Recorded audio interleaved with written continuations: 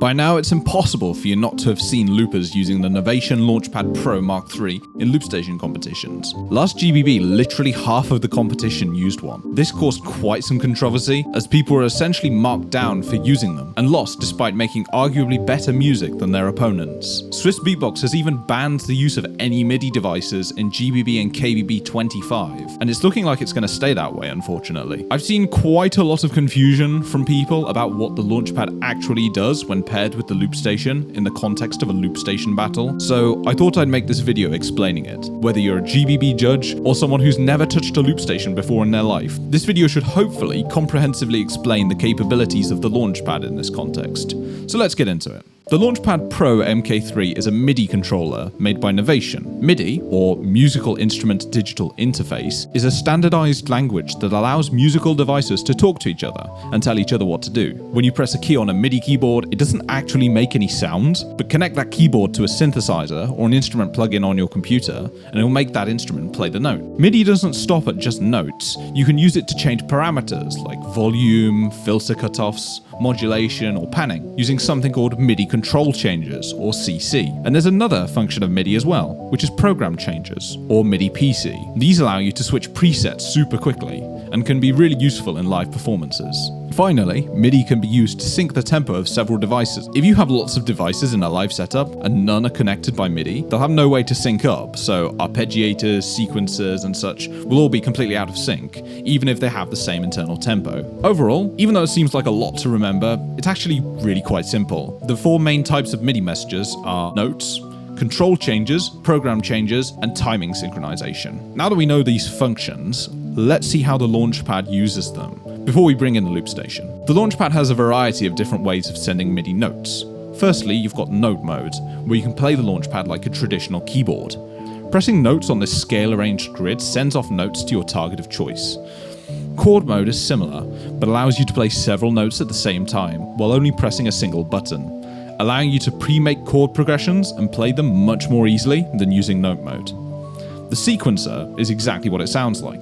It's a 32-step note sequencer, allowing you to make your own patterns, up to a maximum of 32 notes. You can even chain these together to get much longer sequences of notes too. There's another way of sending MIDI notes too, which nicely segues us onto MIDI CC and PC. Custom mode is where you'll spend 90% of your time when you're using a Launchpad with a Loopstation. Custom modes are pages where you can completely customize what buttons you have doing stuff on the 8x8 grid. You do this by plugging your Launchpad into your computer with the included USB cables and using the Novation Components app, which you can either download or use in your browser of choice. You can then make your own custom page by dragging and dropping buttons wherever you want them and then transferring the page to the Launchpad. Under the Notes subsection, there are mini keyboards, drum pads, or just singular note buttons, which you can customize to send whichever notes you want. The faders section allows you to use 8 square long or tall faders, which send whichever MIDI CC you want, which allows you to control the full length of a single parameter. You can also send MIDI CC with singular buttons, which sends a single precise MIDI CC value, which could be useful if you want to jump to a value like 50% or 83% or something like that of a parameter. MIDI PC are similar, just a single button allows you to jump precisely to a preset that you've dialed in. So you can see the Launchpad has a ton of functionality. I know loads of people who use it with hardware synths and computers alike, but the functionality is kind of limited with the Loopstation. After all, the Loopstation was designed to be, well, a Loopstation. A more upgraded version of the BOSS RC-505mk2, not really a standalone instrument. Let's go back through the MIDI functions and then see how they work in the context of the Loopstation. As I was saying, the RC-505 isn't designed to be a synthesizer, so there's only 2 uses of MIDI notes, and only one of those is legal in Loopstation competitions. So let's get that out of the way quickly. By default, if you send MIDI notes through the same channel that you've got set to rhythm, you can play whichever drum kit you've got set to the metronome as a drum machine. Pretty cool, right? Wrong. This is not vocal. You're not allowed to do this in vocal looping competitions. How dare. Okay, so now that we got that out of the way, let's look at the actual way you'll be using MIDI notes in Loopstation competitions. That is to control OSC-VOC-M. This effect is exactly the same as the infamous OSC-bot, but instead of having an inbuilt 16-step sequencer, it plays whatever MIDI notes are sent to the loop station. You can use this with the previously discussed note mode, chord mode, sequencer mode, or custom mode in the Launchpad, which opens up a massive world of opportunities beyond just 16 steps. In reality, loopers use the sequencer with it most of the time, because God forbid a live looping performance actually involves someone doing something live. So that's basically it. Literally half of the 6 modes on the Launchpad are entirely to do with MIDI notes, which in the context of Loopstation battles have only one use, which is essentially just a more controllable OSC bot. Oh, and you can also use MIDI notes for Auto Harmony M, but it's mega janky and literally nobody ever uses it because it sounds like ass most of the time. I'm only saying this to be comprehensive because someone will call me out in the comments if I didn't. While we're talking about these 6 modes, let's get the 2 I haven't explained out of the way with really quickly. Projects mode allows you to store even more sequencers. That's it. Each of these 64 buttons corresponds to a project you can save of your sequencer, which is pretty useful. Session mode only works if you plug your Launchpad into a computer running Ableton Live 12 or a similar DAW such as Bitwig, so I won't go into it in this video. If you don't have a DAW connected, the button literally does nothing. It's grayed out. A surprising amount of buttons along the outside of the Launchpad actually don't do anything as well unless you're in session mode or sequencer mode, and again, sequencer mode is just OSC-fuck. So that's 1 out of the 4 MIDI functions down.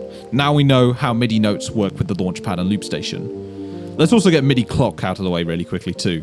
The only purpose of the MIDI Clock is to be able to sync the tempo of the Loopstation with the Launchpad sequencer mode. And if you set it up in a certain way, you can use the start-stop button on the Launchpad to start-stop the tempo on the Loopstation.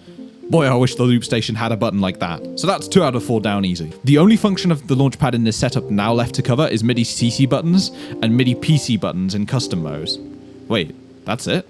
So the first tutorial I ever made was how to use MIDI PC from the Launchpad to control the Loopstation. Go watch it in the top corner. By default, MIDI PC changed which memory you're using on the Loopstation, so you could make a custom page allowing you to jump between several different memories on the Loopstation. If you know anything about RC-505s, you'll realize how rare it is to change memories mid-set, unless you're someone like Lesky. No transition. The only way to transfer sounds between memories in a live performance context is by using a super obscure bug that I bet 99.9% of you don't know how to do. Me included, by the way. So unless you're doing a Gene Shinazaki style showcase with pre-recorded sounds spread over lots of memories, using MIDI PC is kind of useless in a Loopstation battle context. Finally, the last topic to cover is MIDI CC buttons in custom mode. These are by far the most powerful feature of this setup. Most hardware synths will have some MIDI CC numbers set to control certain parameters by default.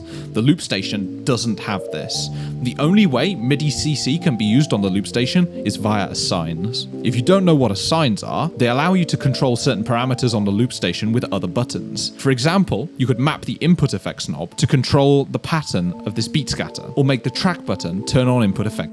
It's incredibly versatile. The range of what you can target with assigns is huge. However, there are a couple of drawbacks. Firstly, if you use a button or knob on the Loopstation as a source for the assign, it still retains its original functionality. Let's go back to the first example of using the effects knob to change the pattern of the beat scatter. The knob still controls the default parameter of whichever input effect is selected, which can have bad results. You can get around this, but it's still a little annoyance. If you use MIDI CC from the Launchpad as the source of the assign, you can completely negate this issue, while bringing a huge range of benefits. The main benefit of using it for assigns is the precise nature of MIDI CC. MIDI CC signals not only have a number between 0 and 127, which is used to designate the individual parameter you're controlling, but also have a value, which is essentially how much you want to control it. It's probably easiest if I do a little example. Let's say I turn on assign 1 and set the source to be MIDI CC 1, and then the target to be the filter cutoff. One with a value of 0, one with 63, and one with 127. By pressing these buttons, it instantly sets the filter cutoff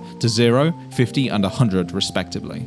A quick little bonus tip is that if you set the action low and action high of the assign to 0 and 100 respectively, whichever value you use on the MIDI CC on the Launchpad will correspond to the exact same value on the assign if it's from 0 to 100. If I were to set the source of the assign to be a button on the Loopstation, like a track button, you'd only be able to set a maximum and a minimum value for when the button is pressed once and then pressed again. With the Launchpad, due to the nature of MIDI CC, you can add as many buttons as you want, at whichever values you want, and as long as they're all set to the same MIDI CC as the assigned source, they'll all work at controlling the assigned target. This helps alleviate the second issue with assigns, which is that you're limited to only having 16 of them on a single memory. 16 sounds like a lot, but it can be be really quickly reached. I really wish BOSS would add in the next software update the ability to use 32 or 64 signs. Even when using a launchpad, you're going to hit that 16 limit really quickly.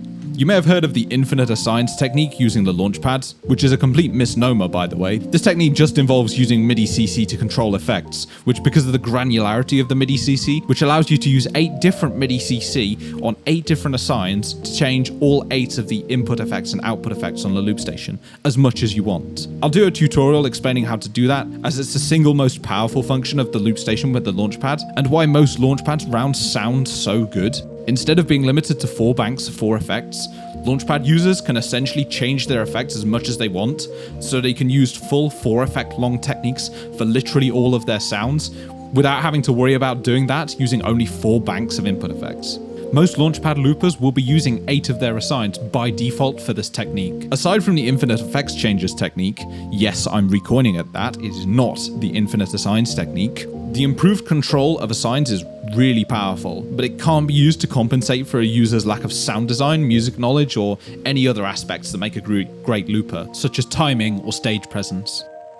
So, feel free to timestamp this section, by the way, and send it to people. As a TLDR, the Novation Launchpad Pro Mark III has 2 functions with the BOSS RC-505mk2 Loopstation. 1. Control OSC-VOC M to have essentially OSC-bot, but with more notes. And 2.